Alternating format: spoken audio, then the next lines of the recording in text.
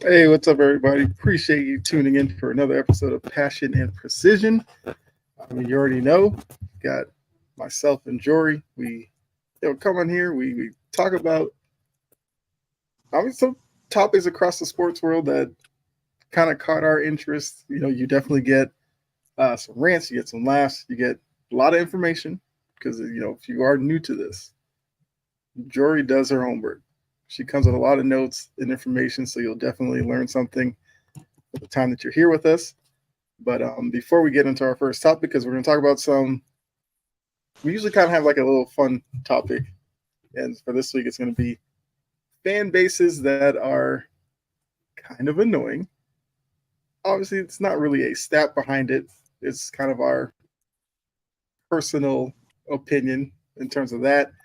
We're going to talk about training camp once again, but a different aspect of it where sometimes the competition level gets a little bit too high and we get the little scuffle. We're going to talk about that.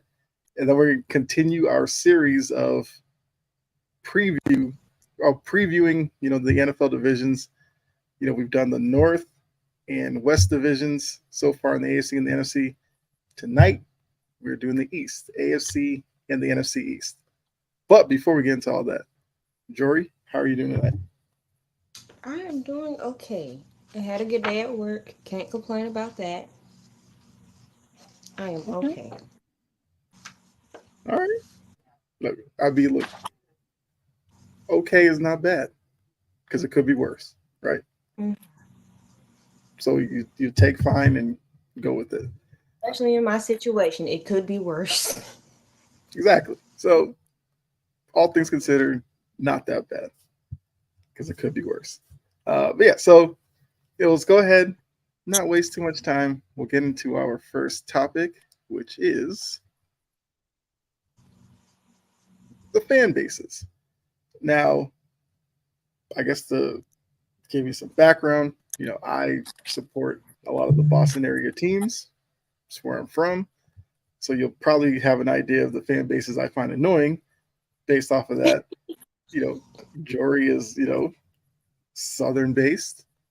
So that might give you an idea of some of the fan bases that she has a problem with. But I know this was a topic that you wanted to throw out there. So, Jory, I'll let you go ahead and get us started. Because I thought we'd start with a little something fun. But I have my top five, and Okay. they're in order by the most from the not bad but bad, even though they're all bad in their own way, to just the most Mm-hmm. insufferable and annoying and infuriating fan base I've ever come across. And if you know me, you probably know which one I'm talking about. I don't hide that type of hatred.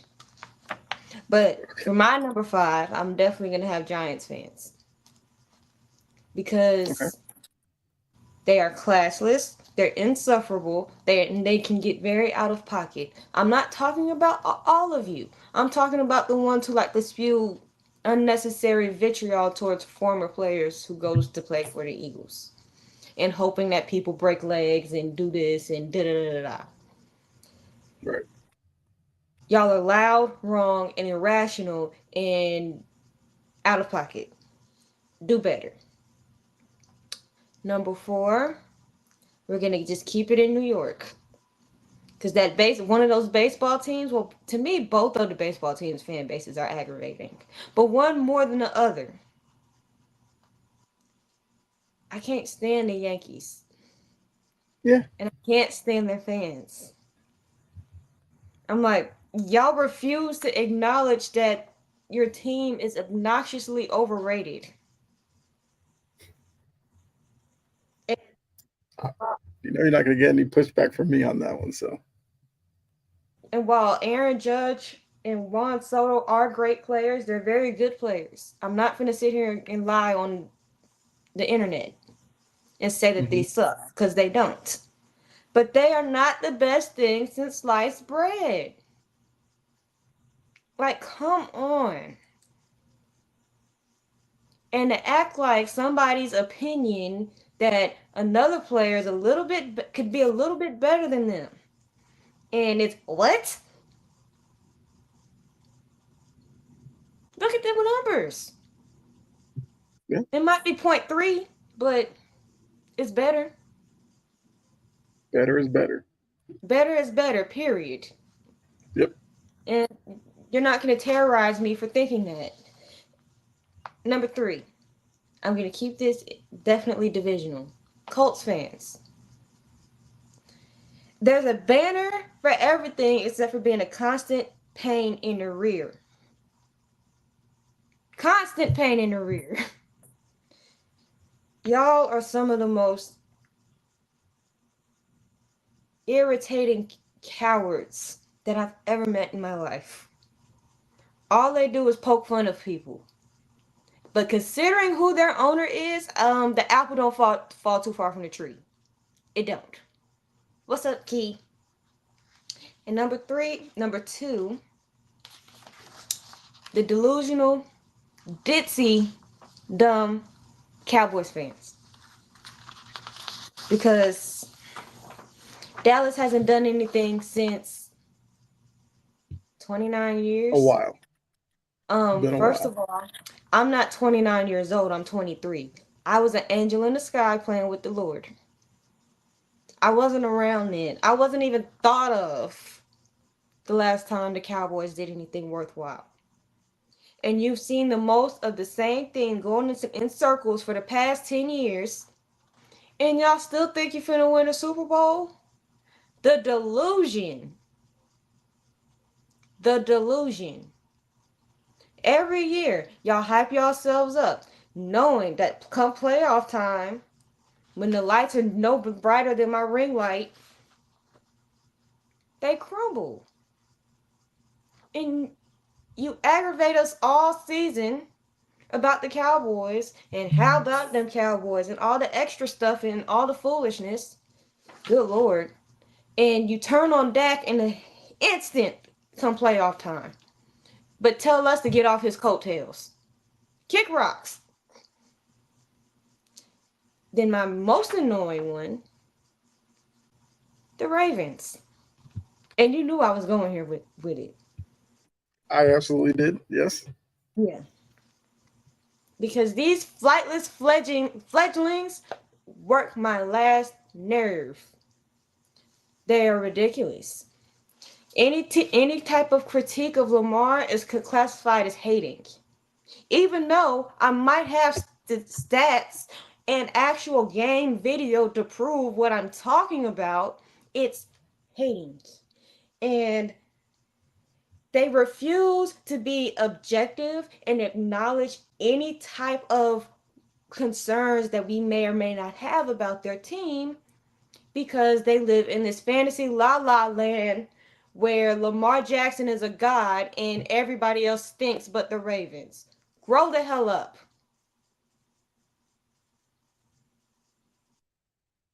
Okay. I mean, look, pretty good list. I'm not gonna lie. I know Anthony was going on. Anthony's here all the time. He gave us his list. He has the Bears, Bills, Jets, Eagles, Cowboys. The Bills Okay. are annoying, but they do some really great work in the community, so Right.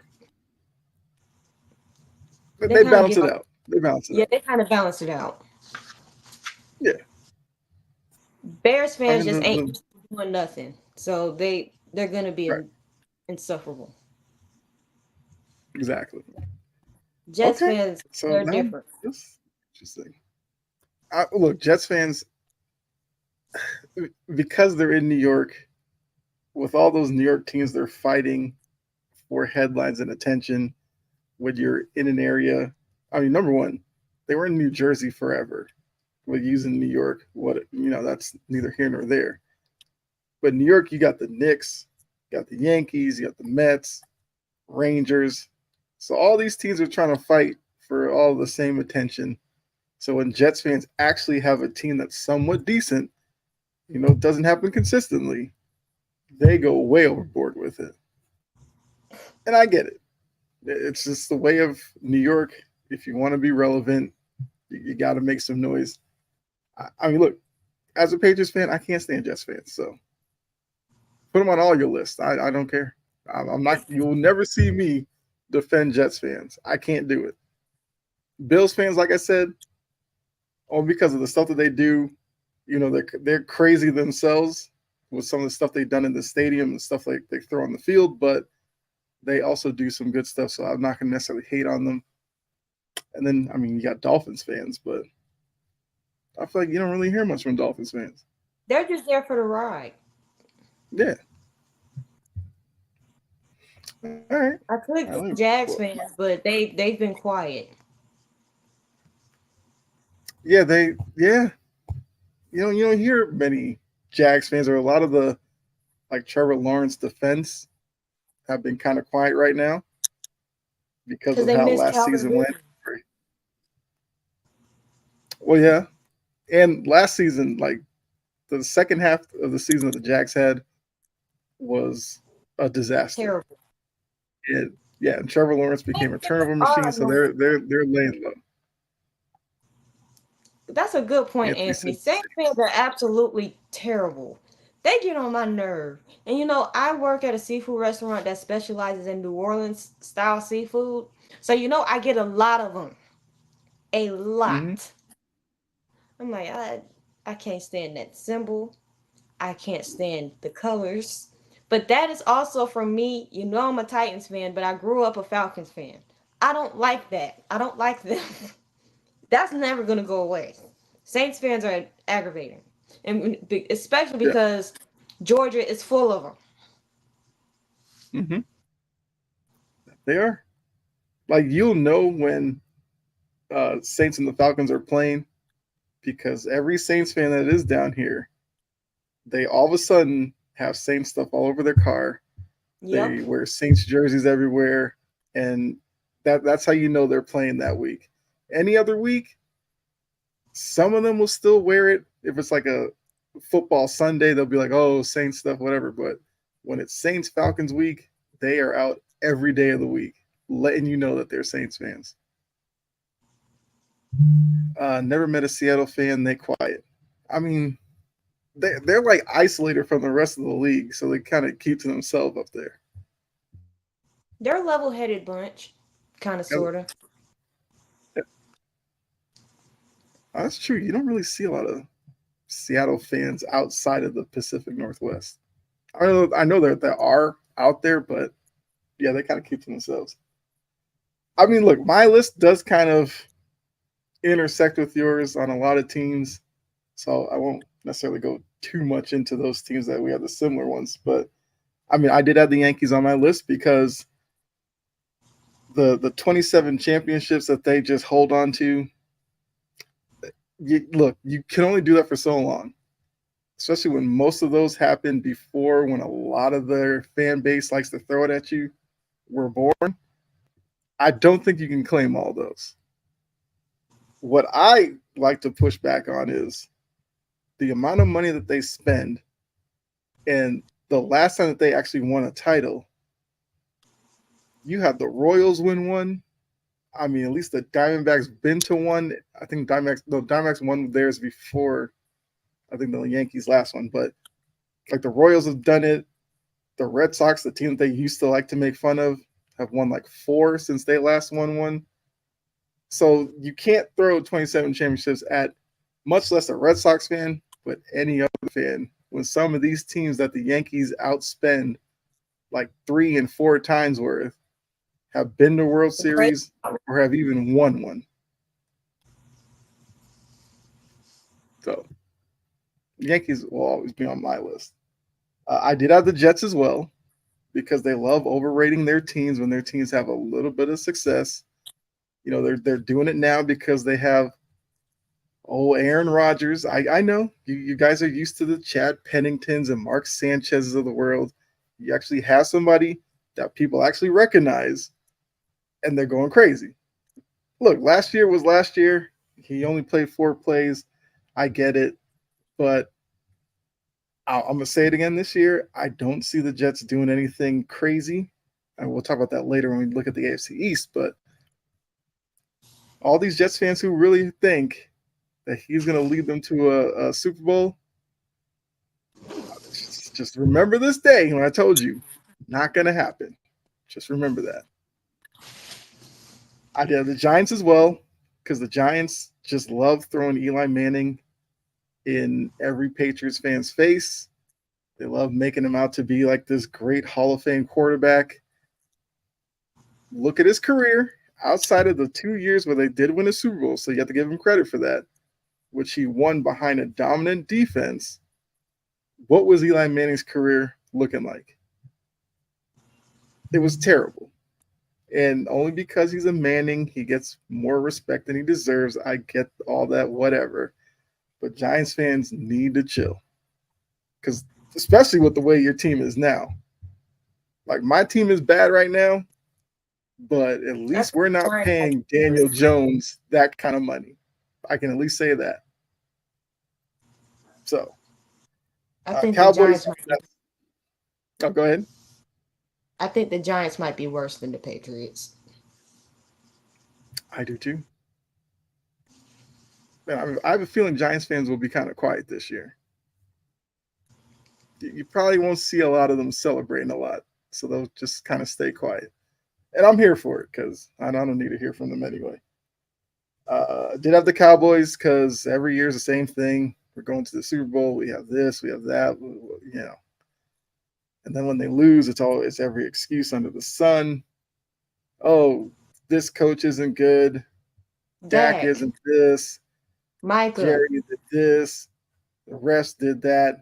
It's like, no, your team is built for the regular season to beat up on the Giants and the Commanders and a couple of other average teams. And then you meet top tier teams in the playoffs.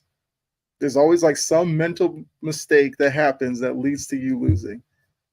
Whether it's Dak trying to hand the ball to his center to snap to him, not knowing the ref has to place the ball, or just whatever random, like, you know, Tony Romo botching a field goal, extra point snap, and then not getting into the end zone. So Cowboys always find a way to have some freak way to lose in the playoffs. And then I went outside of football. I went to the Heat. The Heat in the last couple of years have become one of the more insufferable fan bases, especially on Twitter. Over there, they are the worst. They love pumping up Heat culture. Once again, I get it. But let's be honest. Heat culture was a thing because you have LeBron, Wade, and Bosh. Since then, what has Heat culture been? Teams that don't take the regular season seriously.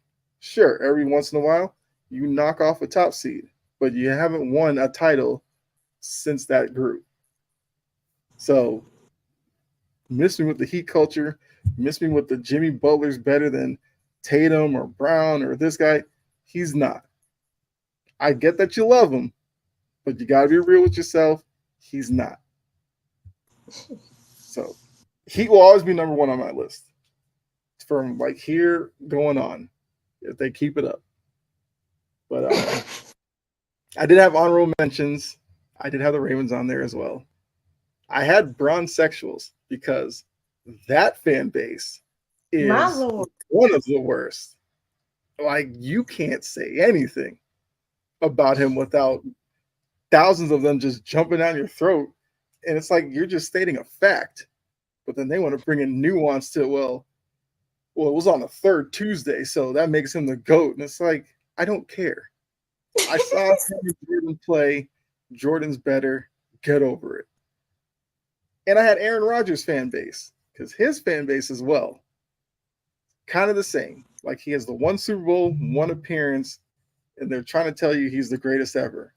If that's the greatest ever, then y'all just love mediocrity. So, those are my honorable mentions. I will say, the Braun thing, that's the only fan base that when I see it, block. Because I'm like, I, not today. Not today. You just have to. You just have to, because it's, yeah. And don't interact with them. No, never. Just let them be. Sooner or later, they'll go away. All right. So I feel like that was a good warm up to the show. So let's go ahead and get into our next topic here. Training camp fights. I use this picture because I remember this one, the Cam Newton It's Josh Norman was. The fact that Cam is smiling is just hilarious to me. Uh, but it seems like we see this every year. Players have their off-season workouts, they have the mini camp and all this, but then every time you get the training camp where you have offense versus defense, even now sometimes with the inter-squad training camp meetings, every once in a while you get one of these fights and shoving matches and all that. I mean, sometimes punches are thrown. And I feel like some fans look at it and go, "Oh no, what's going on with my team?" And I feel like for others, it's just like not that big of a deal. So I know that once again, this is another topic that you wanted to introduce. So I'm gonna let you go ahead and take the lead on this one with training camp fights. Anybody who has a competitive spirit knows that when your adrenaline gets going, sometimes you just go over the edge. And that's how these things happen. They happen every year. They're going to continue to happen. I don't know why people on social media and sometimes on these shows be overblowing a camp fight. Like, have you been in a street fight? It's pretty much the same thing. Your adrenaline's going and you just swinging or doing whatever it is that you're doing. I'm like, quit acting like sports can't have a little rough and tough rumble every once in a while. It's competition. Iron sharpens iron. Sometimes fights happen, scuffles happen, Mhm. people punch each other, but they gonna dap each other up at the end of the practice. I bet you that they gonna talk. They squashed it at the end of the practice. Why? Because it's just competition. No harm, no foul. People take things way too far, talking about they need to stop it and da da da da da. If they need to stop it, why don't you get your little stuff up in the middle of that and stop it? You do it. Because I'm not doing that. Let them fight. I'll sit on the sidelines with my phone out. Let them fight.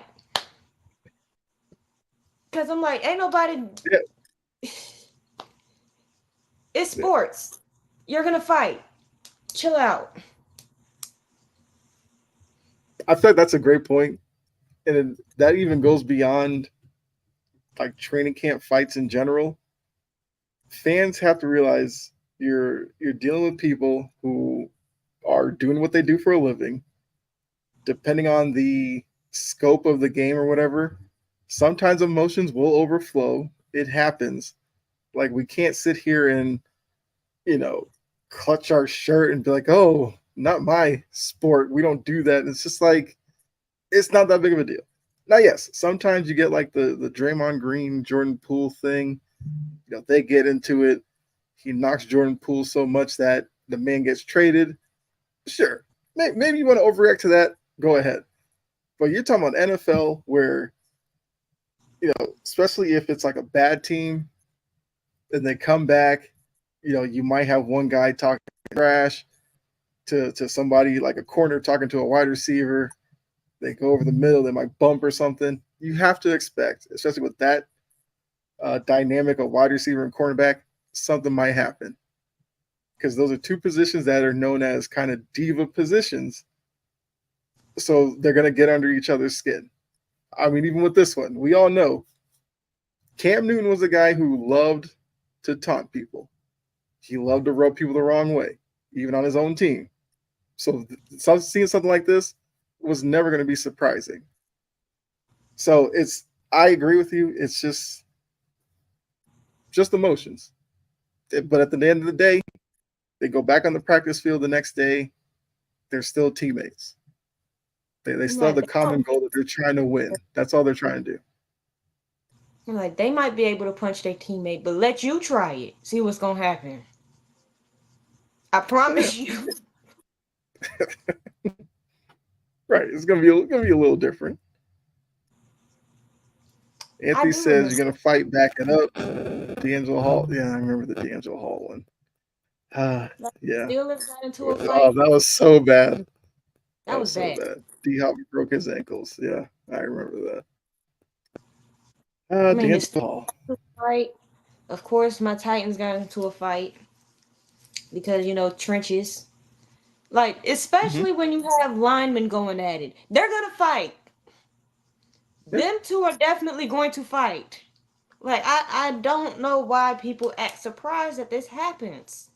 Like it's brand new every single year. It happens and they act like this every single year. Stop acting like you're surprised that they fight at training camp.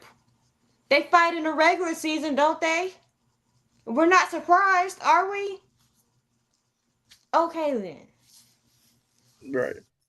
That's actually a good point because a lot of offensive linemen, like if you pay attention to them, they have a mean streak to them, which you kind of Yeah. have to for that position where you have guys blitzing from all angles and trying to run you over. Like you need to be, a really overly emotional, playing to the whistle, a little bit past the whistle, and then you have D linemen who are just big men trying to kill a quarterback. Yeah, they're going to run into each other, and words will be said. So I definitely agree with you. Yeah, the lineman position is right for a training camp fight. Like, y'all tripping, acting like this every single year. Like, Yeah, acting like people are just uncivilized. Stop it. It's competition. exactly. Call them uncivilized and whatever it is on Twitter that they like to call them in person, because you know that you can't take a five to the face from that. So I'm Right. like, chill out. And I can tell who's played sports and who's not. Mm-hmm. Like for my sport, I used to fight as a sport. Like what? This is nothing. Good point. Very good point. Fighting is a sport. Like, come on. Right. Yeah. Like I don't know, man. These guys they're in pads. Then usually with a lot of these, it's like the first time they get pads on, and they're actually allowed to hit each other. That's Where a exactly lot when that happens. happens. Yeah, because you're not gonna get this when you're just wearing shorts and the jersey on, and you're just walking through little drills. But when you actually get to hit somebody, and sometimes some player feels like you hit somebody a little too hard. That's when a lot of this is gonna happen. Anthony says, someone knocked Justin Fields on the ground, and the whole Pittsburgh team coming to the aid of Fields. They like him more than Russell. Well, eh. See, Look, that's the Pittsburgh situation, that is kind of a weird part of it because those are two guys that are talented. It'd be easy if like Russell Wilson was your starter, and let's substitute Fields for I don't know some lesser quarterback. I feel like it'd be easier for the team to be like, oh, Russ is our guy.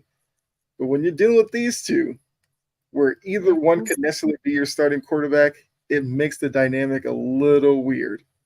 And guys are going to pick sides. It's just going to happen. I bet you come game time when Russ is the starter, let somebody hit Russ late. Right. Let him hit Russ late. Yeah. Unless Russ does something to really tick them off. Right. I Then guess if he when goes they back to like you remember the rumor in Denver was like he tried to act like he was better. He wanted his own office and all this kind of stuff. If he tries that in Pittsburgh, one, he probably won't last the whole season because I'm pretty sure Tomlin wouldn't put up with that. But two, yeah, teammates will look at him and be like, okay, this dude needs to go. Put Justin in there. But yeah, if he's under center week one and Russ is the quarterback and the teammate that he probably should be at this point in his career, yeah, they'll have his back for sure. Russ just took a big old slice of humble pie. He's not gonna act like that no more. At least he better not. He better not. Right. Because Okay. if he do it again, I don't think his image will be repairable. No. No, he'll probably be gone at that point. A forced retirement. Mm-hmm. All right. Let's go to our next topic. Now, this is like the main event of the episode because Jory and I, we definitely love doing these previews. We go ahead and look into the teams and everything. Jory's got her notes ready. If you've seen the previous divisional previews, like she's got schedules, she's got everything ready to go. So that's why I usually let her start off because, like I said, she drops the schedule, she drops a lot of knowledge for this. So we got the NFC East. If you remember last year, the Cowboys won the division. They were 12-5. The Eagles had kind of an odd season last year and still won 11 games. Obviously, the playoffs didn't work out well for them, but they were 11-6. Then you had the Giants, who were, I believe, 6-11, and Washington, I think, had they have 3 wins last year. So it's a division that clearly the Cowboys and the Giants are the class. And the Cowboys and Giants, the Cowboys and the Eagles are the class of the division. The Commanders have Jaden Daniels now, so they're starting a new era. They got Dan Quinn as coach. The Giants seem like they're kind of committed to Daniel Jones. They're kind of not. They brought in Drew Lock, Drew Lock's not going to necessarily threaten to take the position over from, but Drew Lock did get some signature wins last year and can play well in spurts. So if Daniel Jones isn't on his game, Drew Lock can definitely go in and spell him. For the Eagles, it's Jalen Hurts kind of took a hit last year with some of his play. Can he bounce back? And then for the Cowboys, like it is every year, can they actually do what their fans think that they're going to do ever since the 90s and actually get back to a Super Bowl? Now, they have their own issues internally, which I'm sure Jory will get to here shortly, that they need to deal with. Otherwise, those could become bigger issues once the games actually matter in about a month from now. So, Jory, go ahead and take it away with the NFC East. And I'm actually going to start with Dallas because I might be a little long winded, and I'd rather start now with them and get them out the way. Okay. Because it's like when I look at their schedule, I really don't think if they have, because you know how they usually have a really spectacular regular season because they play a whole bunch of cupcakes in a row, and then they have a gauntlet where um, they may win like 2 games and go on a little losing streak versus teams that are like above 500. They do that every year too. Mm-hmm. Not to mention, I don't think they're going to be able to do that this year. I really don't. Because off rip, you're starting with the Browns. Mm-hmm. And then the Saints is a winnable game because I don't trust Dennis Allen and Carr. I don't trust that. Now their defense will give Dallas some issues. But another thing with Dallas is they've lost a whole lot of stuff. When I mean stuff, I mean Mm-hmm. personnel. Tony Pollard is gone. Stephon Gilmore is gone. You lost Tyron Smith. You lost Biotish, which is your starting center and your starting left tackle, I believe, or is it a right tackle? Yeah, Right guard. he's a left tackle. Left tackle. You CeeDee Lamb is not And showing up without a contract. You're refusing to pay Dak. yep. You're not going to be able to keep DeMarcus Lawrence from very much longer because he's going to be a cap casualty. I said it here first. Mm-hmm. There's a whole, and Jerry is being Jerry, acting like he's in La La Land and a Super Bowl is going to happen tomorrow. It's not, and you've made all the moves to ensure that it's not, or the lack of moves, and you didn't do anything in free agency either. But that's neither here or there. They are at a disadvantage because if you look at their schedule, it's not. I can't even say that it's front loaded or back loaded. I can't because you got kind of like a mix of good teams in between everything. They have to get on a consistent streak this year, and I don't see that happening. Because I'm like, you have the Browns, you have the Saints, um, the Ravens. Let me mark on my paper so I can see which one is win and loss. I have them Mhm. losing against the Browns, winning against the Saints, losing against the Ravens. I have them winning both games against the Giants. So the Steelers, they have the defense that can give Dak hell, so that I'll take that Mhm. as an L. And they not, I don't trust the rookie offensive lineman that I haven't seen yet. I can't do that. You will never find enough nitrogen in the air to get me thinking like that. Because I look, my offensive line is horrible. Is makeshift right now, but it's getting better. They lost two key pieces. We drafted two key pieces. Two different stories.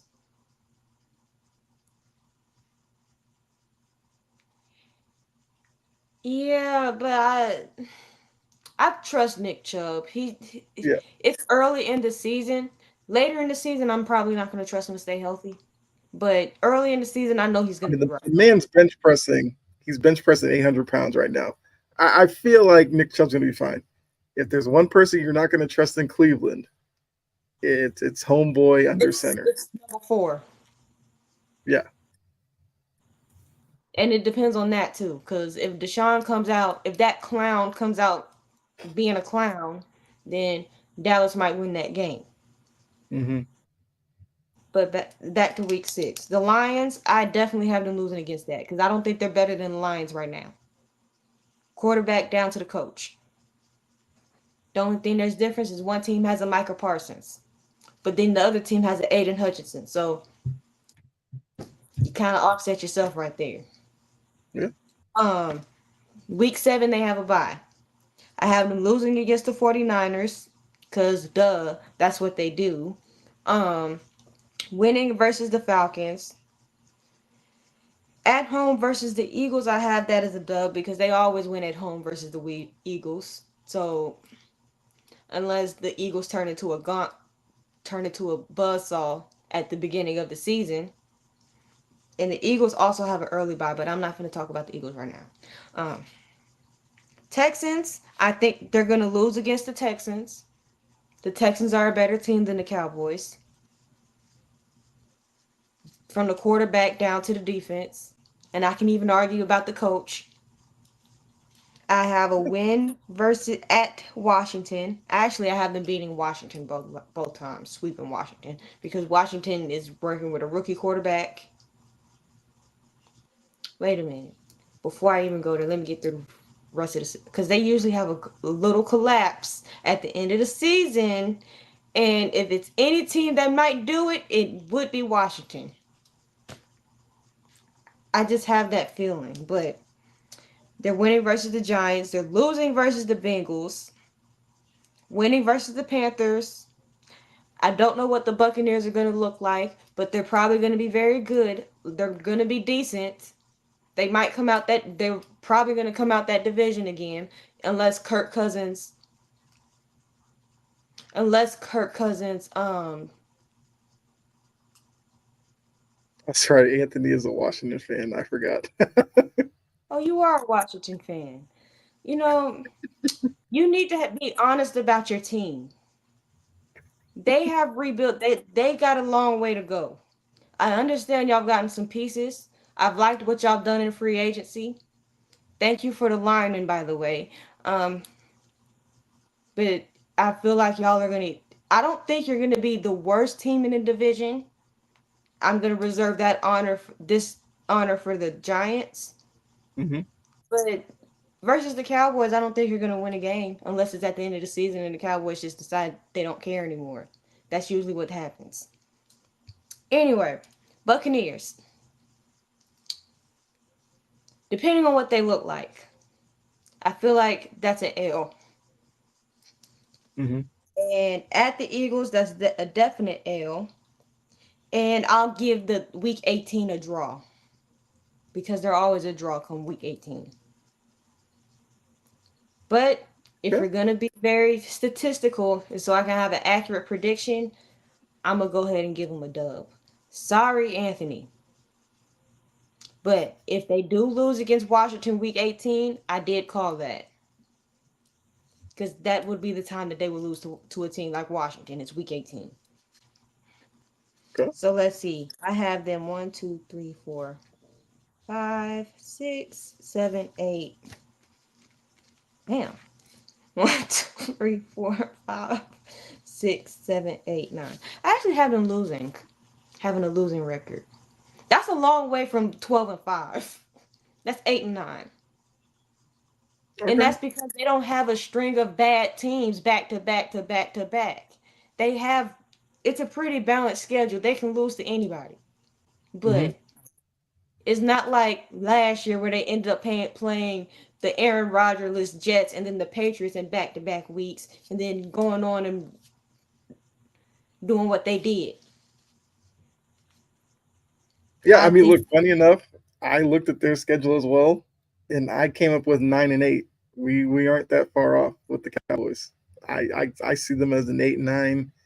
If they push it, 10-win team. I don't think they get the 12-5 like they did last year. I don't see it because also you didn't mention that Michael Gallup and Vander Esch retired, oh and yeah. Gallup was a guy who as a receiver opposite of CeeDee Lamb had decent games every once in a while.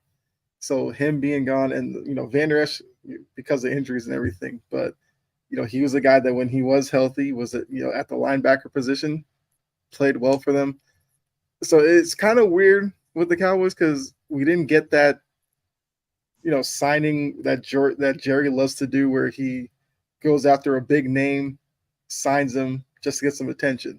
He did none of that this year. He actually did nothing. He didn't Nothing. spend on the guys that he has, which he normally does. And then the only signing that really caught anybody's attention was bringing Zeke back from New England. Other than that, what have the Cowboys done? Nothing. So yeah, And they yeah. wonder You, why you can go CeeDee ahead with your Lamb next is team. not coming to camp because they've done Right. nothing. And when they're quarterbackless next year, it's because they've done nothing. And they deserve it. When you do nothing and when you're not proactive to handling the situations behind doors, like maybe getting a quarterback to kind of develop alongside Dak, so when you're ready to offload Dak, you don't have these issues.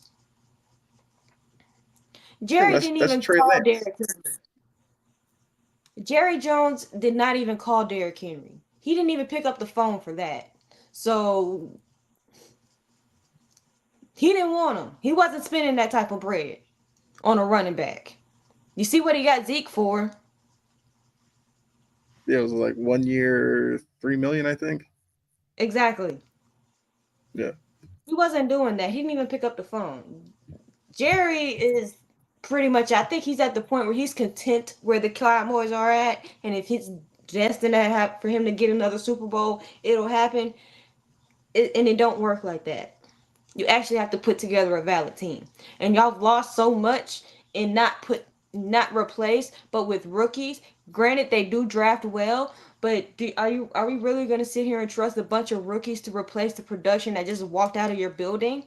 No, no. Anyway, did you have anything else for the Cowboys? No, because like I said, you pretty much covered it, and because I mean you had them 8-9, I got them 9-8, so we're basically about the same on them. All right, So you can go ahead to your next team. I'm talking about the Eagles, and I know I have a lot of Eagles friends that are I consider friends. And I'm gonna be nice. I do like the Eagles. They have a lot of players that I do like. I don't like that they keep using my team as a talent farm. Leave Tennessee alone. Um, thank you. Quit calling the 615 number. It's a joke, but Anyway, week 1 versus the Packers, I think they win that. But before I even get into that, Philly, while we're talking about Dallas not doing anything, Philly has reupholstered that defense. because it was horrible last year. The secondary is pretty much it's back, but I need to actually see it. I don't. They lost Kelsey, but I trust in Landon Dicker. I trust in that offensive line. Landon Dickerson, I love him because he's a Bama boy. I watched all of my Bama people, even though I'm a Titans fan. I'm gonna watch all of them. If they play for the Colts, they'll get zero point 0.5 seconds of TV time in my house. That's it. But I pay attention. So I like their offensive line is still solid. They went and did what Dallas refused to do, which is go get a valid running back in Saquon Barkley. So Jalen doesn't have it. He doesn't have to do everything, even though the offense is tailored to him running and throwing the football. But they've gotten better. Dallas has gotten worse. So look, but anyway, I have them winning versus the Packers. I have them winning versus the Falcons. I have them winning versus the Saints. I think they might have a hiccup versus the Buccaneers, so they'll be 3-1. They have an early bye. It's week 5, so that might contribute to some of those games later in the season. Where's the other one? Oh, week 6 versus the Browns. It's That's a hard to draw. predict any teams against Cleveland because you don't know what I Cleveland's don't going know to look what like. Cleveland's gonna look like. Yeah. I'll come back to that. I have them winning versus the Giants, both games. So you know what I think about the Giants if I have them getting swept by both Dallas and Philly. Yeah. Um, if they were to start lose a little losing streak, it might be with the Bengals. That I'll give the Bengals that game. I I trust I know what the Bengals are. I'm tired of playing the Bengals, even though we play them again this year. I'm tired of it. Um, I have them winning versus Jacksonville because I hate Jacksonville, and I think Trevor Lawrence is overrated. We'll get into that next week, though. I'll have to Yeah. start saving my stuff for next week. Um, um, I have them losing versus the Cowboys at Dallas. At Dallas. I have them winning at home versus the Commanders. I feel like the Rams will give them a run for their money, but I don't know about the Rams' defensive line. They have some talent there, but I'm not so sure. That I'll Yeah. come back to that one as well. The Rams are also very confusing to predict because I don't know what they're gonna look like. Mm-hmm. Yeah. At Baltimore,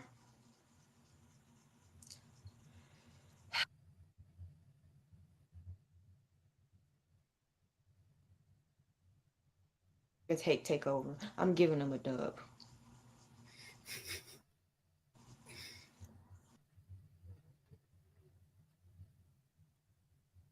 They might lose against the Steelers, win versus the Panthers. At Washington, I think that's a dub as well. At Mm-hmm. home versus the Cowboys, that's a dub. Um, so what I'll do is I'll have them winning versus the Rams because I'm thinking about it, and losing versus the Browns because the Browns can just they're that type of team that can really mess up a team's rhythm. Okay. So that means they would be 1, 2, 3, 4, 5, 6, 7, 8, 9, 10, 11, 12, 13, and 1, 2, 3, 4. I have Philly playing being a lot better than they were last year. Don't make me a liar. Please don't Okay. make me a liar.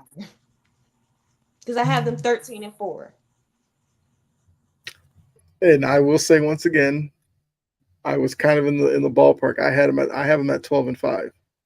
I do think that because last year they were 11-6. I do think that they will be a little bit better because I think, I'm assuming that Jalen Hurts will look at last season, come back this year, improve upon that. They locked up Devontae Smith and AJ Brown this offseason. They bring in Saquon Barkley, who should make it easy on them. The only thing will be the philosophy, which that's another thing that's important. They changed the offensive coordinator. You now have Kellen Moore calling plays. Brian Johnson's gone. And then defensively, you have Vic Fangio. No more Matt Patricia and Sean Desai. I feel like those two moves there should help this team be better last year than they were. I mean, better this year than they were last year. Because, like you said, the secondary by the end of the season, well, actually, most of the season, the secondary was a weak point, and it was just even worse in that playoff loss. You know, They they didn't got even try. Garner. They were Right. running in each other. Yeah. They And that was the worst look that they looked like that they just gave up. So they bring in Gardner Johnson. They draft Cooper DeJean and Quinion Mitchell. Like you said, need to see how those two actually play. You know, when the games matter. But they obviously saw it as a need and addressed it. So they are giving off like the energy that they will be better because they've targeted the issues that they had and went ahead and hopefully fixed them. Like I said, the coaching staff moves I think were very important for them. So I'm right there with you. And Fletcher Cox retired as well because you mentioned Jason Kelsey. Fletcher Cox retired too. they got depth on that defensive line. I'm not Yeah, worried about that yeah, because if Jalen Carter actually learns a few more things, he's gonna be an issue yeah, for anybody. yeah. And I think he needs to get in shape, but that's neither here nor there. Next team, Anthony, if you're still in here, here comes your Washington Commanders. Um, week one, Buccaneers. I feel like with a Baker Mayfield led team, they're bound to come out a little rusty. So I feel like the Washington Commanders will win that game. Mm-hmm. I mean, win. I have them winning versus the Giants. You know what I think about the Giants now. Because if I said what I said about Commanders in Washington, you know what I'm coming for with the Giants. Yeah. I have them losing week three at Cincinnati. I had them winning week four versus the Cardinals. The Browns, that's a loss. The Ravens, that's a loss. The Panthers, that's a W. The Bears,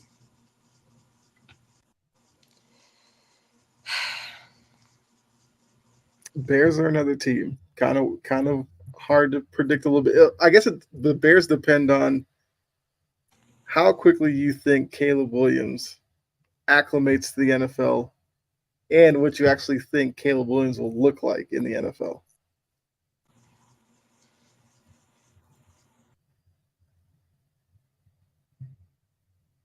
I don't know how bad that offensive line is going to gel.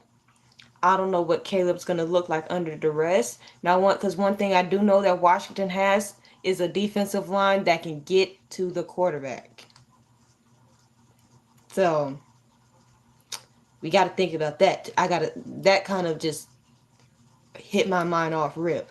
Washington has a defensive line that can give Caleb hell. Mm-hmm.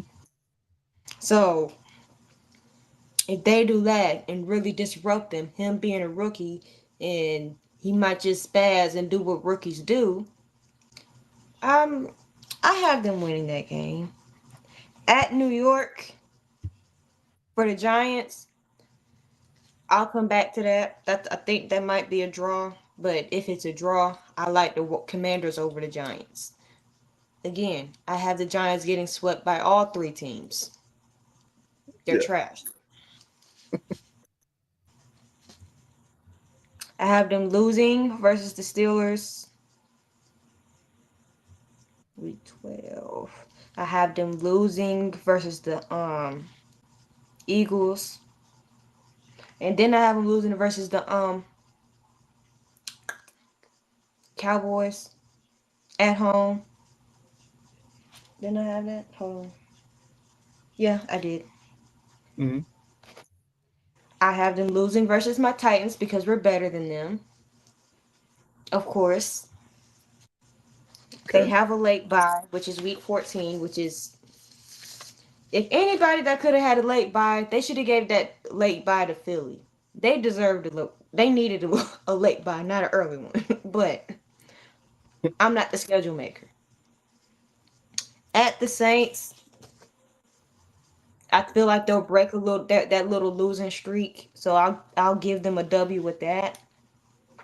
I have them losing versus the Eagles, losing versus the Falcons. I actually have a little bit of faith in Kirk Cousins. Atlanta has been literally a quarterback away. Yep. And I have them losing versus the Cowboys. So in total, they have 7 wins and 10 losses, which is a lot better than what they were last year. I It's would an say that improvement. Yes. it's an Yep. improvement from what they were last year. And the fact that I know Dan Quinn is a solid head coach, he might cost you a game or two. It's an improvement from last year. And you have a rookie quarterback. Your offensive line is kind of iffy. You're getting your defense on the back end together, and you have the weapons. You have some of these offensive weapons. I, I just you being in the same conference as Dallas and Philly does not help at all. Yeah. And I feel like with Jaden Daniels, it's more about like what do the Commanders look 2 years down the line as opposed to this season. And look, if they get to 7 wins, improve on last year, if you're a Commanders fan, I feel like you should celebrate that because that probably means that Jaden Daniels is legit. That probably means that Dan Quinn has brought some stability to that team because the last couple of years with Ron Rivera, a lot of the talk was about when was Ron gonna, step down, he's gonna get fired, he's gonna move to the front office. Now that you've taken that out of the equation, if Quinn gets this group to 7 wins, which I will say, I had them at 7-10 as well. I do think that like that last stretch of the season is tough for them, especially with the rookie quarterback. So I think early on, Commanders fans might be a little excited for how they look. But yeah, once you get to that Philly game on to the rest of the season, that's where it's gonna get tough. And look, if Jaden Daniels by then is like real comfortable and he can steal a game or two in there, who knows? Washington could be like a wild card contender. But I do agree that 7-10 I think makes a lot of sense for a team that's I wouldn't say like rebuilding, but I think they're still trying to retool and just get quality pieces in certain positions right now. And maybe next year they're ready to make some move and get to 8-9 wins and be more of a playoff thought. I think right now it's just about developing Jaden Daniels. I mean, you could be the Giants. They're at 6 losses right now, and we haven't even started with them. Exactly. Yeah. So, and they're probably gonna start like 0-4, the way their schedule is set up for me. But I'll just hurry up and go into that because you don't. The thing with the Giants is you lost Saquon. Daniel Jones is back off of an injury, Mm-hmm. and he's trash anyway. Now he's just gonna be even more dumpster fire juice. Your offensive line is ticky tack, rinky dink, and ridiculous. They can't block. They can't try to block. They can barely get out of a stance. They're tragic. An accident waiting to happen. And then you look at your safeties. Now, that granted, they have a decent defense. Their offense can't do anything, and their defense gets worn out. But you lost safeties, and some of your corners aren't that good anyway. They're just trash. And I kind of feel bad for Dayball, but he knew what the hell he was signing up for when he took the job.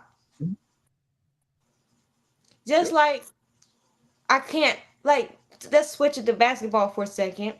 I kind of felt bad for Monty when he got fired from Detroit, but at the same time, you knew exactly what you were signing up for. Mm-hmm.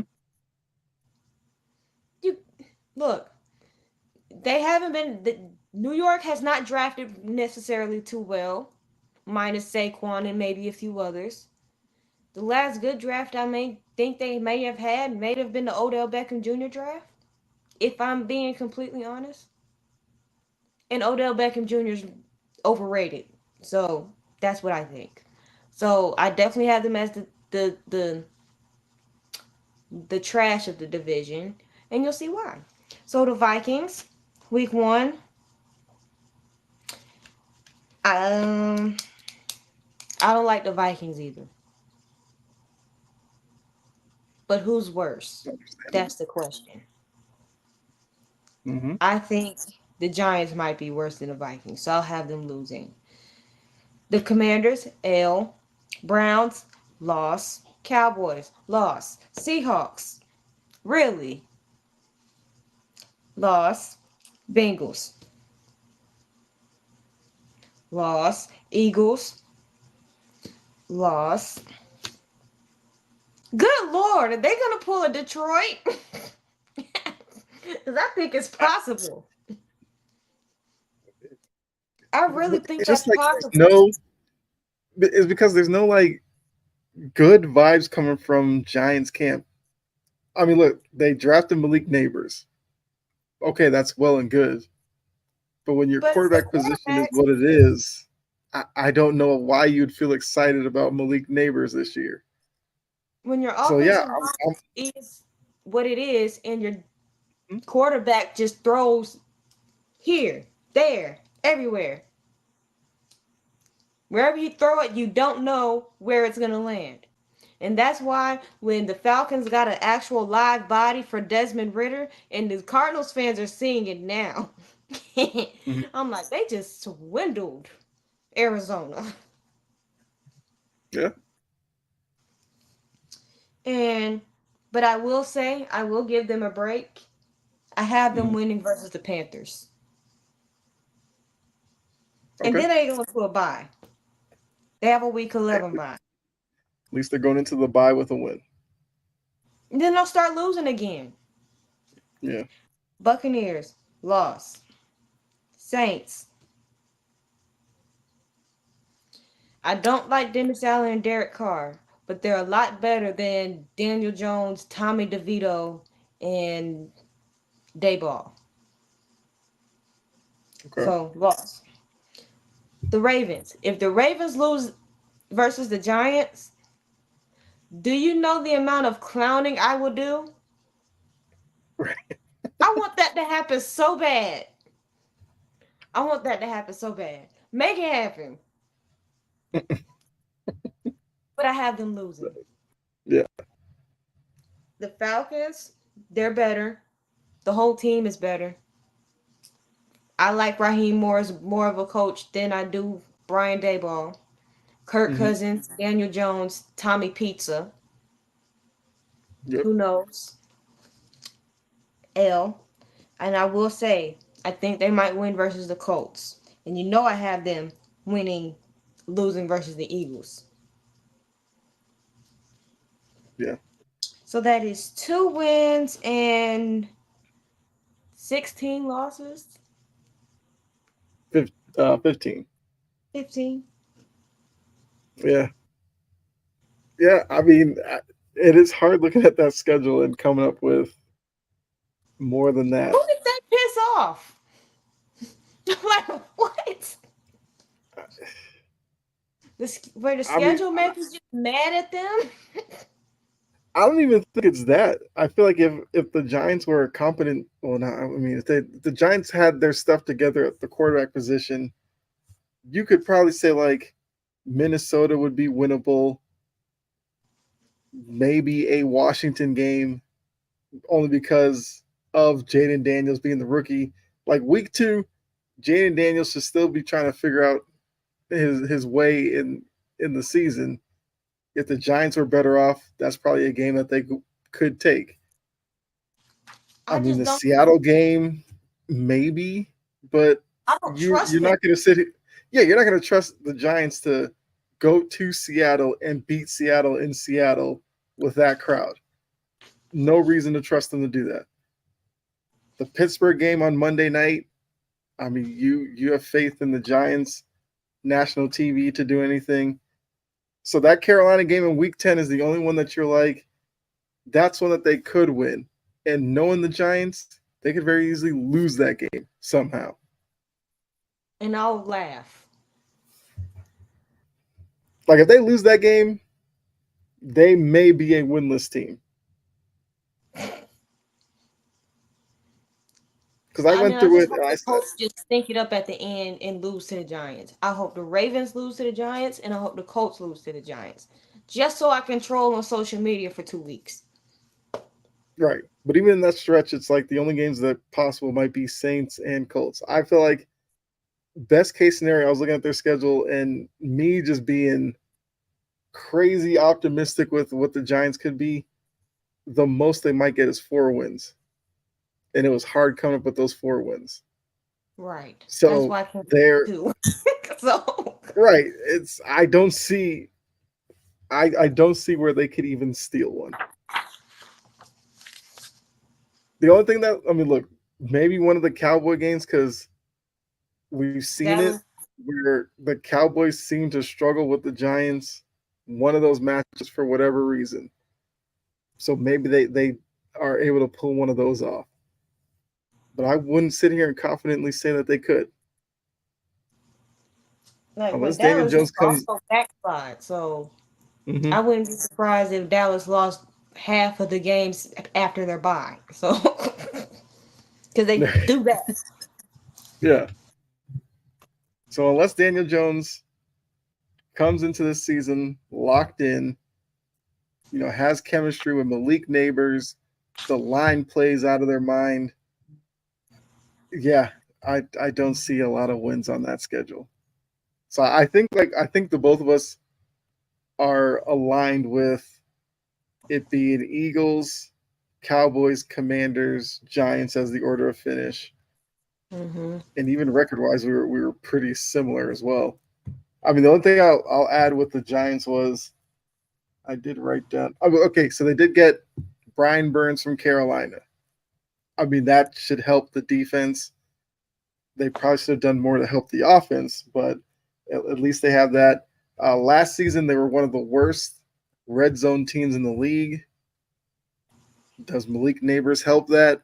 Can they even No, get to the red zone enough to improve upon that? Like, there's a lot of issues, and it may lead to Brian Daboll losing his job, even though he was brought in because of the work that he did with Josh Allen.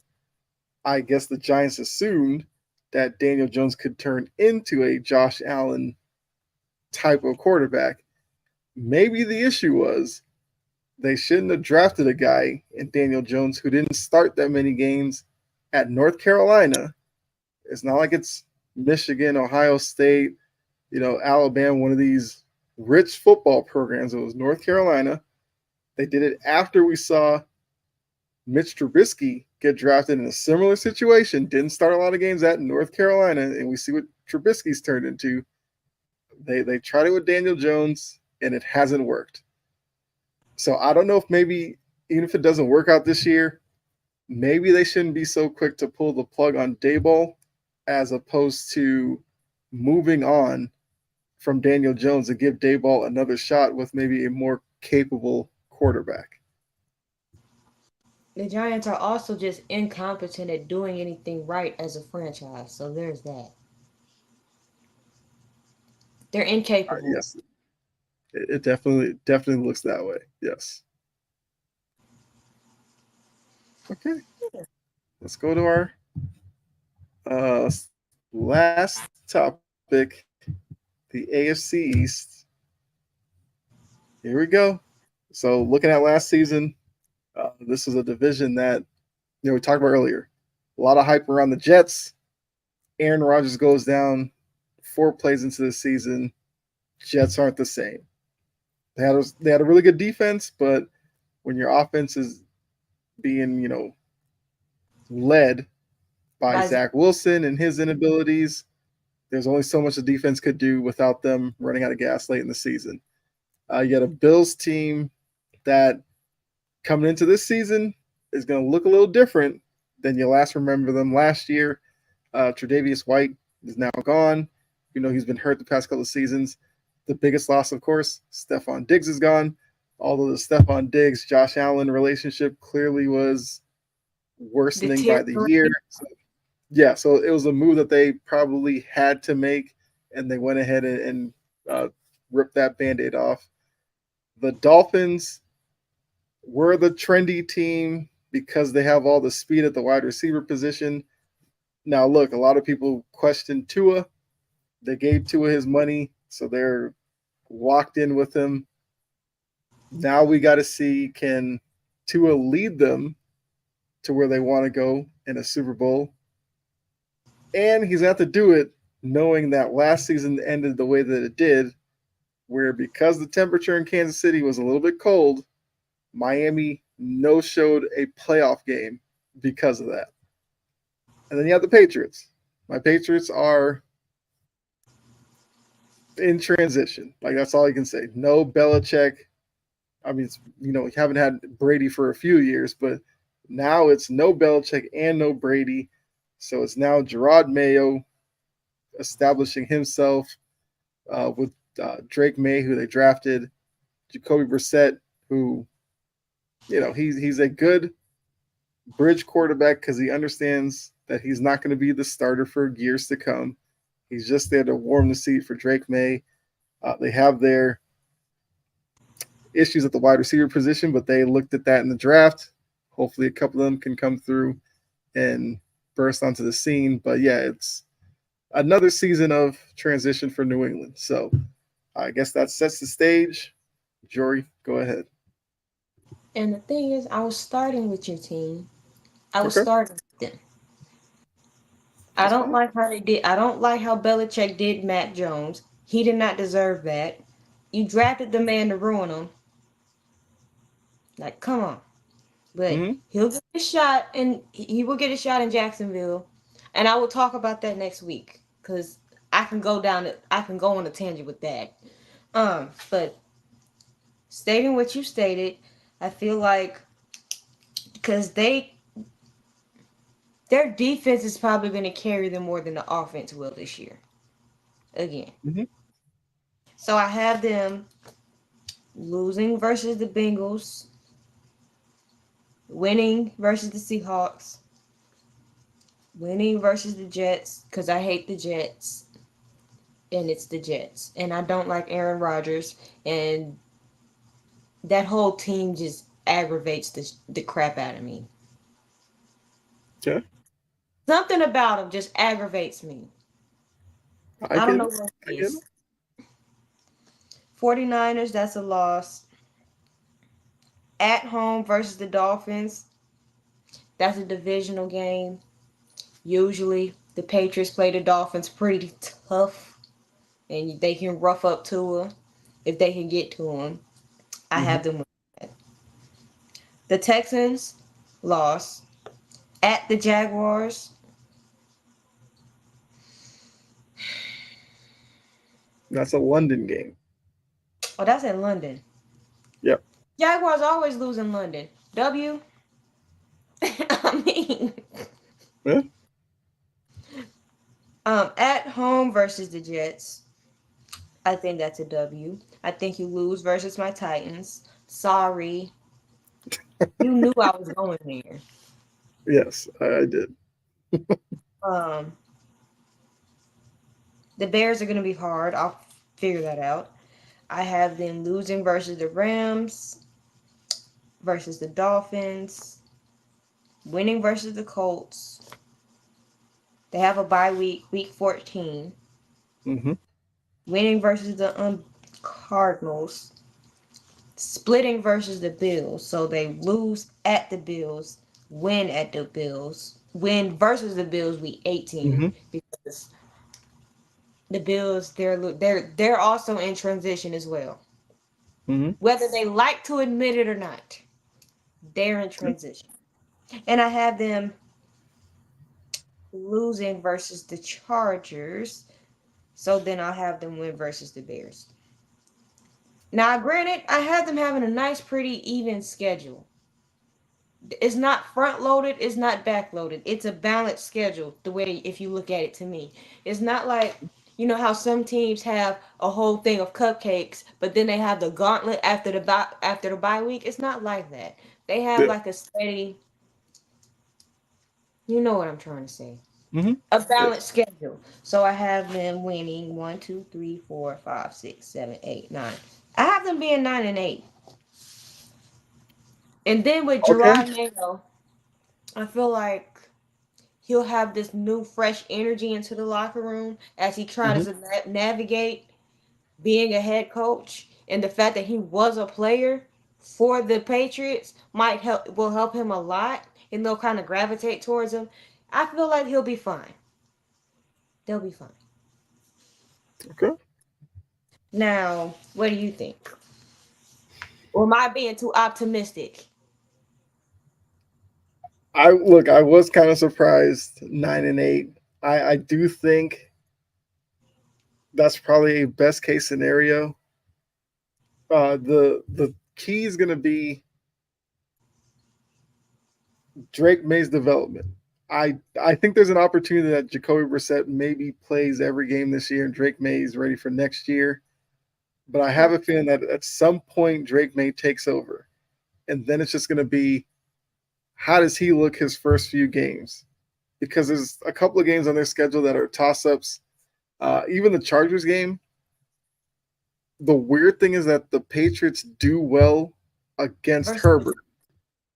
Problem was yeah. that was Herbert under Staley. I don't know what Herbert under Harbaugh is going to look like. We know the offense is going to be different because Harbaugh loves to run the ball. That may play more into New England's hands. I just don't know. The Chargers have some issues at wide receiver. Quentin Johnston, who's supposed to be their number one, has drop issues. So I don't know what that's going to look like with them. Um, just looking at the division, I agree with you. They find a way to split with the Bills every year. So I think that happens again this year. The Dolphins games, that's a weird thing with New England as well. It all depends on when they go to Miami and when Miami goes up to New England. I think usually when they split, the first game is in Miami and the second game is in New England. And it's kind of This switched year, it. yeah, this year is in reverse.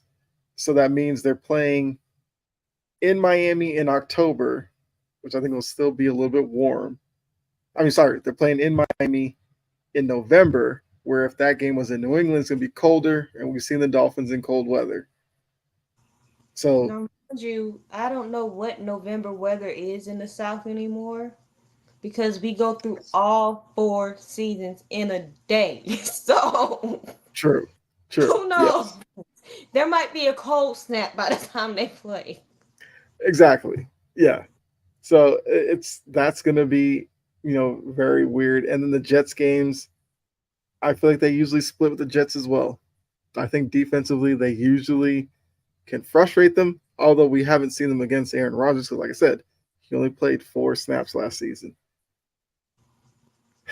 I I think they'll probably be more of a 7-10 type of team, but the way you laid out 9-8, I do think that would probably be best case of Drake May's ready to go, hits the ground running, and the guys they drafted at the wide receiver position pan out and the offense is more dynamic. That the problem last year was the defense was really good.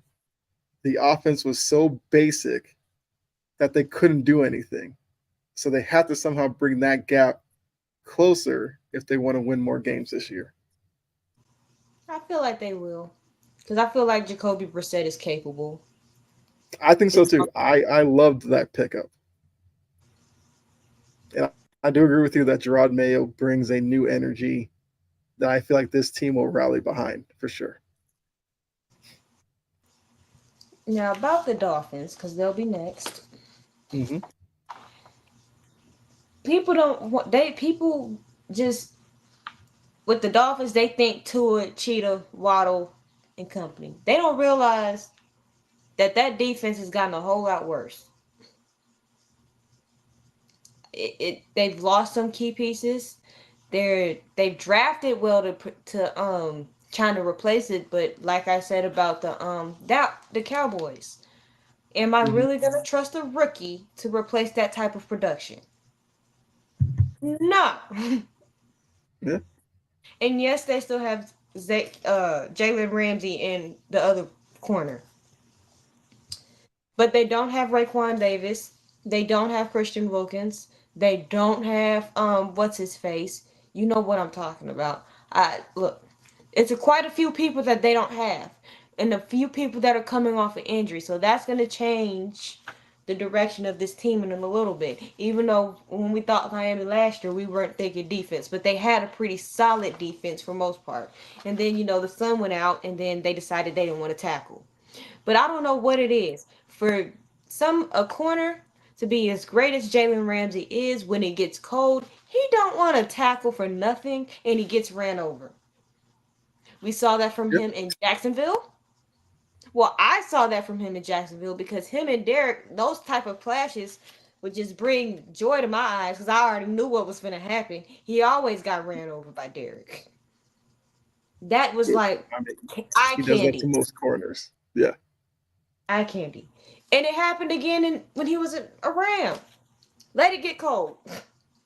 So, I just Miami's not a cold weather team, and that's going to affect a lot of their whether or not they win or lose some of these games. But without further ado, I'll get into that because I'll get into their schedule. So week 1, I have them winning versus the Jaguars. They're at home, so I have them winning versus the Bills. Granted, did I look at where the other Bills game was? I got you. Seahawks at Seahawks. I feel like the Miami Dolphins are also a team that can win versus anybody, that can also lose versus anybody. This is the same team that put 70 up on the Broncos. Wasn't the Dolphins that put 70 up on the Broncos and then turned around and got blown out by the Bills? What? Yes. Yeah. Yeah. Yeah. Because some reason I was thinking of the Raiders that did that. Because the Raiders beat the Chargers 63 to something. Yes. Yeah. They Yeah. were close to dropping a 70 piece. Yeah. They got Brandon Staley fired. The Raiders did. Yes. That's exactly. Yeah. Yes. Yeah. Because when you first said it, I was like, it was the Raiders, but yes, Raiders got Staley fired. Yeah. Um, at Seattle, that I'll have that as a loss. Week 4 at home versus my Titans. Now, oddly, this is not Titans flag waving, pom pom waving. Mm-hmm. The Titans have played Miami for the past few years, and they've played them tough, and we've beat them multiple times. Mm-hmm. So when I say they can lose versus my Titans, it's coming from history. And Okay. we saw what Will Levis did to Miami last year in that comeback. So there's that. That's a Mm-hmm. loss. Week 5 at the Patriots. I had the Patriots winning that, so that's a loss. They have a week 6 bye. I have them winning week 7 versus the Colts, winning week 8 versus the Cardinals. Week 9 at the Bills, that's a loss. Wait a minute. Did I get that wrong? Yeah, no, because they'll be at Buffalo. I feel like they're gonna split that Mm-hmm. series. At the Rams, that's a loss. Raiders, that's a win. Patriots at New England. No, that's at Miami. Yeah. Second one's in Miami. Yep. That's the W. At the Packers, that's a loss. I think the Packers are gonna be a good team this year. The Jets at Miami, that's a win. The the Texans in Houston, it's gonna be a little warm in Houston, but I still have Mm-hmm. them losing. That's a draw. I'll come back to that. I have them losing versus the 49ers. And they're going to Cleveland week 17, and I know how that's going to turn out. Loss. And versus the Jets, Right. going to New That's in York in New York December. in January. That's in January. That's in So that's even January. yeah. That's worse. Loss. Um, so the Texans is a toss up because I like CJ Stroud. And then again, that defense is kind of vulnerable and they have a good offensive line. CJ Hmm. Stroud had they had a little bit more experience, they could have knocked off Baltimore. Yeah, I think a more experienced CJ Stroud. Yeah, they win that game. They would have carved up Baltimore.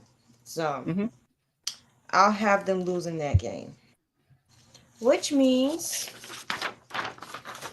do I have them having a better record? The Patriots having a better record? Hold on. One, two, three, four, five, six, seven. Yeah, I sure do.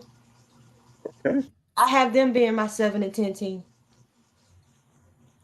Okay. And it's solely because of where some of these games are being played at and at Hmm. the time of year. Because Miami in cold weather, after it gets below 50 degrees, they don't know how to play football. And I feel like the league is coming around to Mike McDaniels and his foolishness. So there's that. Hmm. That is I'll okay. back. That's interesting.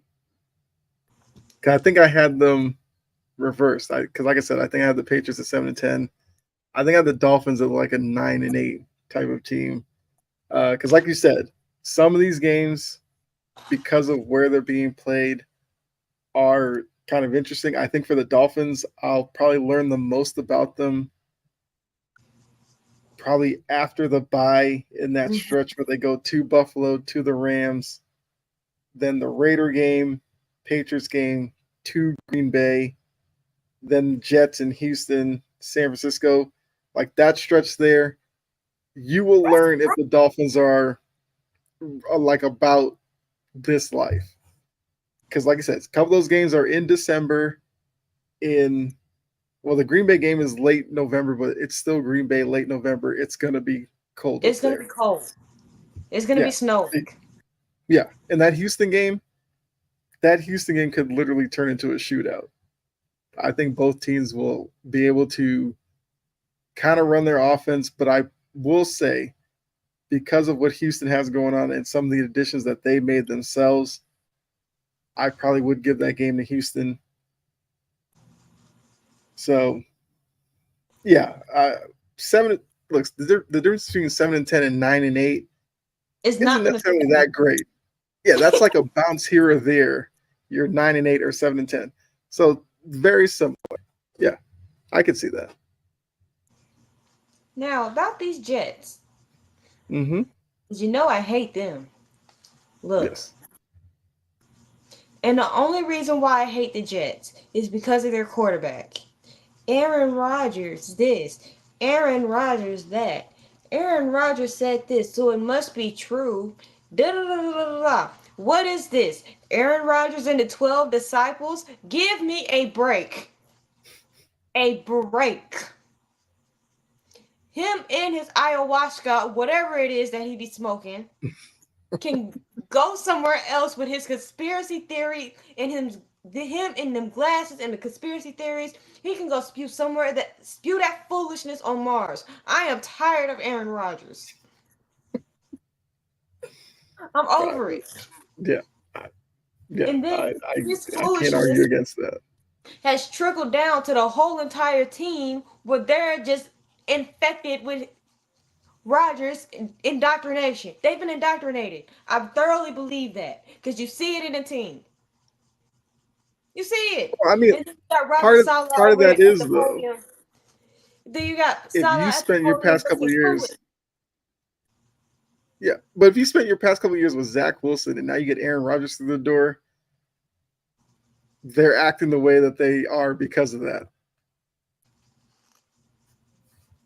you got Salah looking up there, looking like a professional dummy, like he don't know what he's doing, like he's Mhm. a teacher that can't control his classroom. We all know what that looks like. I'm Yeah. like, you literally just finna. Come That's the on risky now. run. That's the risky run with Aaron Rodgers. He did it in Green Bay. He seemed to undermine McCarthy. He undermined Flynn, and yeah, now it's LaFleur didn't let Robert him Saleh. undermine, so there was that. That's why he had to get Aaron up out of there because he was not gonna let Aaron Rodgers undermine him. Mm-hmm. But there's my Jets rant. I just don't like how they've been tailored to this whole Aaron Rodgers mania. And when you do that, if something happens to Aaron Rodgers like it did last season, your whole season's in the trash. Just Yeah. off of that alone. And let's not mention the offensive line is rinky dink and makeshift, and you got a whole bunch of injury prone players to kind of plug in the holes because Mekhi Becton can't stay in shape. Or did you trade him to the Eagles? But, neither here or there. Although But Garrett Wilson, If Rodgers goes down, they do have Tyrod Taylor this year, so at least that's an and don't upgrade get over him Zach still too. Wilson. Yeah, Tyrod Taylor has had some of the worst luck of any NFL player. Uh, I'm over it with the Jets. I'm tired of hearing the Jets are going to win the conference. When was the last time the Jets won the conference? Huh? That's the question. Like, I legit heard that or saw it. The Jets are going to win the AFC. When was the last time that happened? Now we're just pulling stuff out of our ass now. That's actually a really good question. It was in a year that began with It was a 19. while. Yeah. I was not thought of. Just like the last time the actual Cowboys did something, the last time the Mhm. Jets called themselves winning an AFC championship, didn't nobody exist. Good Lord. Anyway, week 1 versus the 49ers. They're at the 49ers. Loss. Week 2, they're at Tennessee. They're playing my Titans. Now, Nashville is notoriously hard to play at. Mm-hmm. It is kind of difficult to play at if you're coming in. I love it. Loss. Week 3 at home versus the Patriots.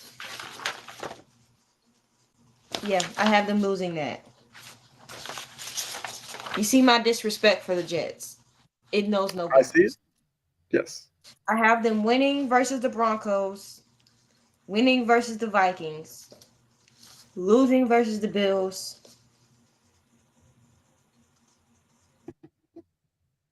Losing versus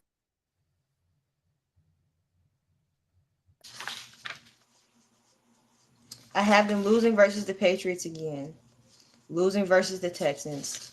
I hate the Jets. I just want to make that very clear. Even with they're not to me, they're not an Aaron Rodgers away from being a good team. They're just a bad team mashed with Aaron Rodgers and talent and with a whole bunch of talent that just can't put anything together. Mm-hmm. So excuse me if I'm sounding a little harsh. They're overrated. Winning versus the Cardinals, winning versus the Colts. Bye week 12. They could win versus the Seahawks. Where did I have them versus the Dolphins? Hold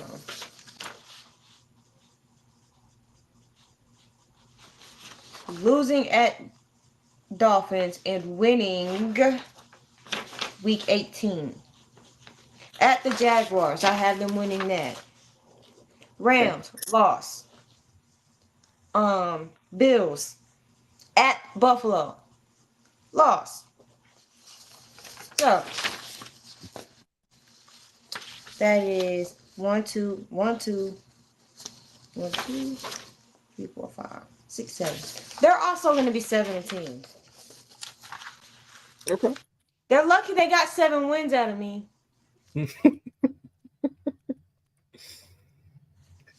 Yeah, the Jets are a tough one as well because I went into it looking at I'm gonna assume Aaron Rodgers plays the whole season.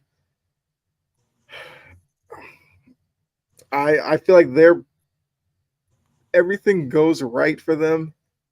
I think they're 10-7. That's everything going right. That's about as well as I could predict it. 10-7 for them. But nothing is not doing that because it's the Jets. You know that. Right. And that's also banking on probably Buffalo being a little worse than probably some people might think. That's probably the Dolphins taking a step back. And that's probably including New England being a disaster, getting the Jets to 10-7. Because I think realistically, they're probably 9-8, but I could see a world where they end up 10-7. And like I said, that's me taking a couple of games and just coin flipping and it landing on the Jets. Because I do agree with you. I think more people aren't recognizing the Aaron Rodgers leadership factor. He just has a way of creating drama, which creates division within locker rooms. You know, these same young receivers, we've seen Aaron Rodgers with them. If they run a wrong route, if they drop a pass, he'll neglect them. Then it just turns into him holding the ball too long. And we're dealing with a city in New York and a Jet fan base that if these Jets don't impress early, they will boo. And you already know Aaron Rodgers is not afraid to go up there and be passive aggressive or sulk and all that. And that is not going to play well in New York, especially with those fans knowing that Aaron Rodgers is not going to be playing for much longer. The Jets made this move to steal them a Super Bowl now, not 2 years down the line when Rodgers isn't there and they're starting over all over again. Jets fans aren't ready for that. They're expecting results this year. So if it doesn't happen early, it could get ugly. And I did look up the AFC Championship thing. The Jets have actually never won an AFC Championship because when the whole Joe Namath thing, Super Bowl, there was no AFC Championship at that point. So they're actually 0-4 in AFC Championship games. And when was the last time they went? They went in 2011 where they lost to the Steelers. I remember that because that was the year the That Steelers. was that was the that was the That was the Aaron Sanchez Rodgers. back to back Yeah. because they went 2010 and 2011. Okay, I They remember lost that. to the Colts and Steelers. Yep. And the Steelers went on that year to the Super Bowl, and I think they lost to the Packers to Aaron Rodgers. Full circle moment. I Actually, think. yeah, I think so. Or was that the? Or was that? No, that wasn't the Cardinals year, was it? I could be wrong. I mean, you might be right because now I kind of want to look at that. Well, when 2011 you Super find it, Bowl. just let us know. I will Yes. go on to the Bills. Yep. Because look, You were dead on. They lost to the Packers that year. because I knew exactly what I was doing that day. I was with my dad that day. On to the Bills. Think about it. Josh Allen is overrated. Mm-hmm. Sorry to any Bills fan that might think your quarterback is the best thing coming since sliced bread or since potato chips. Now, he a little overrated to me. Now, granted, I know I see the talent, Mm-hmm. but is it for whatever reason you've put him with receivers and it hasn't worked. You've given him a good defense, it hasn't worked. You've given him a good coach, it hasn't worked. What is it about Josh Allen that's overrated? Wait a minute. His decision making. Ladies and gentlemen, I don't trust Josh Allen like um I don't trust Josh Allen at all. My trust with him is because Josh Allen can win you a game and he can damn sure throw you out one. Mm-hmm. Like when he starts throwing picks and it starts with him, I can't stand it because it's like when one pick starts, you know he's finna throw three. It's not Yeah. like he just throws one pick in a game. No, it's pick, pick, pick. He's one of those that throws cluster interceptions. Maybe Dak does that too at times when he has those 3 interception games. Dak does that shit, shoot stuff too. Excuse Mm-hmm. me. But yeah, I don't trust Josh Allen. Period. Especially later on in the season, he don't have Stephon Diggs. He needs to find a chemistry with his receivers now. He might lead the league in interceptions. Hot take: if that happens, come back to this video because I called it. Back Okay. to my schedule. I have them winning week 1 versus the Dolphins, the Cardinals. Now, what did I have them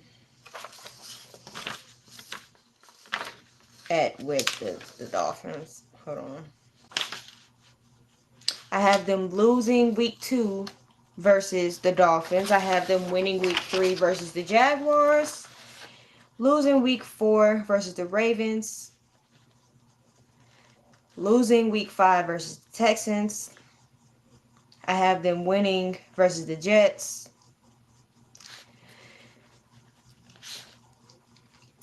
My Titans game is going to be a little bit hard to predict because it's like I'm trying to be realistic Mm-hmm. because I need Will Levis to kind of. I've seen what Will Levis can be. My offensive line is going to be a little questionable, especially on the right side. My left side of my line is straight. The right side, I don't know about that yet. So, Mm-hmm. and that's the strong side. So there's some concerns. But I'll have D Hop by then, and Tony Pollard can run, and I have Calvin Ridley. So yeah, they're losing that game. Look, they don't have. I don't try. They have a good. Their secondary. One thing about Buffalo I do want to note is they fell victim to the cap demon this year. They had to get rid of a whole lot of stuff. I mean, Mm-hmm. personnel. They fell victim to the cap, which happens to Yeah. everybody. In all honesty, it happens to everybody. Dallas is finna go Mm-hmm. through. All of these teams that are front loaded, they're getting ready to go through it. So look, it was just Buffalo's time. And that's why I knew last year, I'm like, they're not going to be able to keep this team together for very long. So they needed to do something when their window was open, which they absolutely decided not to do anything for whatever reason. But I'm not complaining. The Seahawks, I have that as an L. Week 9 versus at home versus the Dolphins. I think I had them winning that game. At the Colts, I have them winning that game. Versus the Chiefs, that's a loss. Week 12 is a bye week. 49ers, that's a loss. At the Rams, I feel like they might be able to win that game. At the Mm-hmm. Lions, that's a loss. And then we go into the whole Patriots thing, which I need to pull that up. I have them splitting. I did have them splitting. Hold on. Patriots win week 18. That's a loss. So I have them winning 1, 2, 3, 4, 5, 6, 7, 8. 8 and 9. That's exactly where I have them, 8 and 9. So in the Patriots, if they could figure something out, because they have a real more balanced schedule than the Bills and whatnot, they can win this division. This division is wide open because I That I don't do trust agree with. the offense. I agree with that.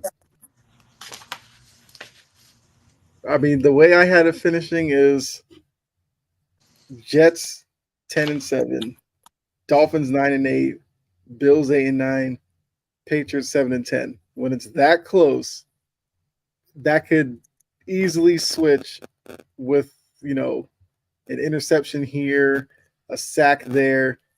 Patriots could easily go from 7-10 to 9-8, which means the Dolphins at 9-8 could be pushed down. So I would not be shocked. I know a lot of people think the Patriots will be horrible this year. I do think they're going to be better than people think. I think in this division, if you told me either one of these teams win the division, I would probably say, sure, I could see it. I mean, maybe.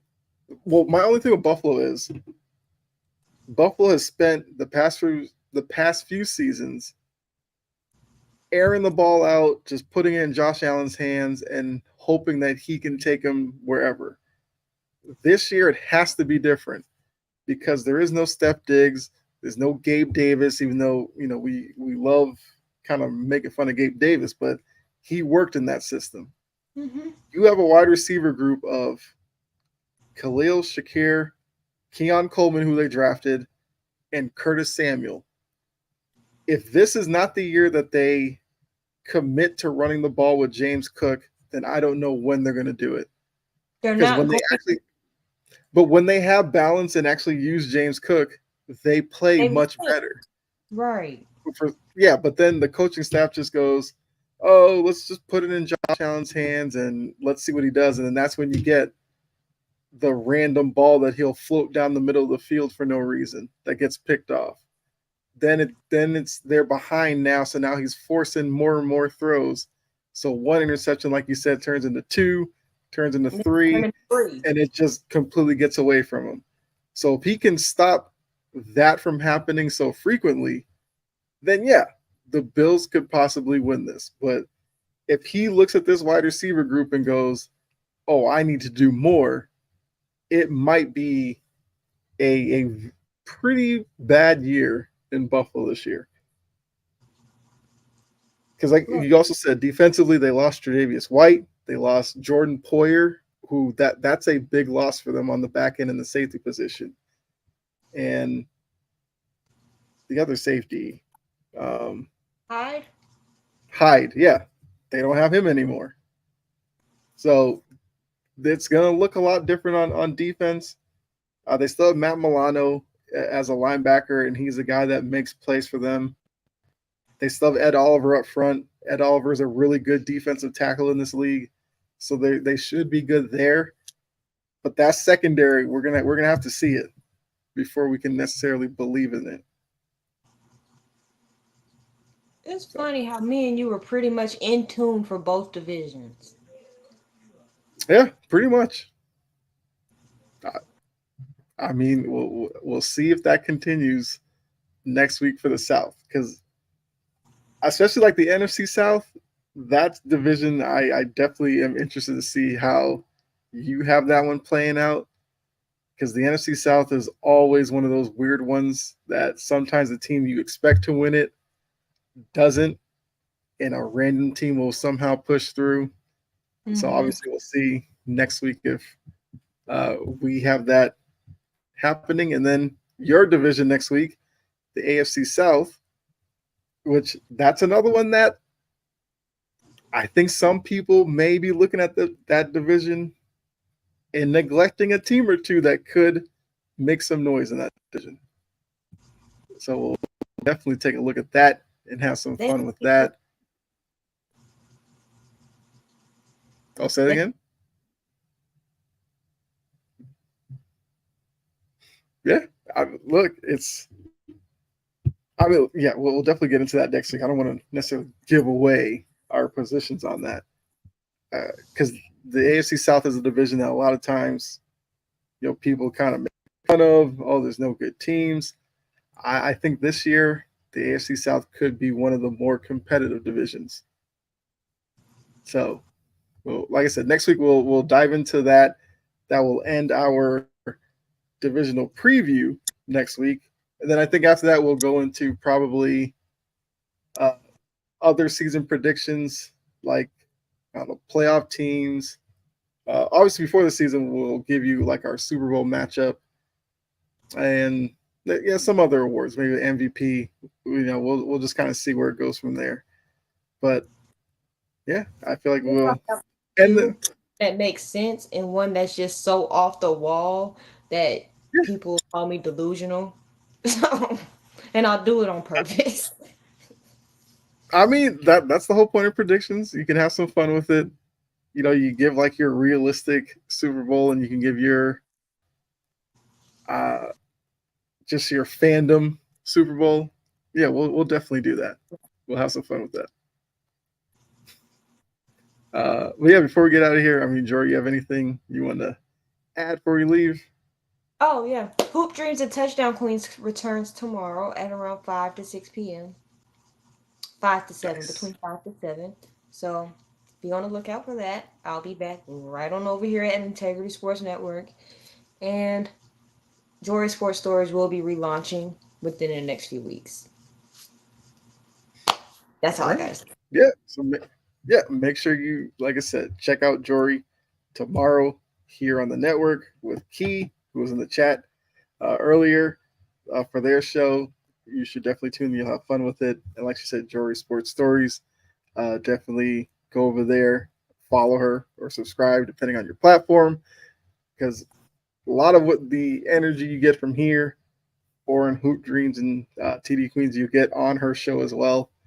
So if you enjoy it, check her out there. For me, like I said, you see me on other shows here on the network. I also have Chomping at the Bit. That's my personal one. I haven't done a video in a little bit. Spoiler alert, I have been addicted to college football 25, so I kind of haven't done a video in a little bit, but I promise to get back to some videos on my own next week as well. Maybe even this weekend. We'll see. But yeah, so make sure you come back next Friday for another edition of Passion and Precision. Like I said, we have the AFC South and the NFC South next week. So definitely come back for our breakdown because as you can see, we are very thorough with it. And we're giving you predictions on how we see the division finishing. So, make sure you jump in the chat and let us know if you agree with us, disagree with us. We want to hear from you.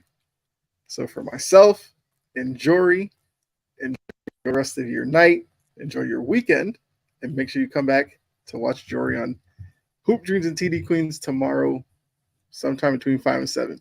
So, hit the notification bell. That way, you'll be alerted when they do go live. But yeah, we will see you next week. All right.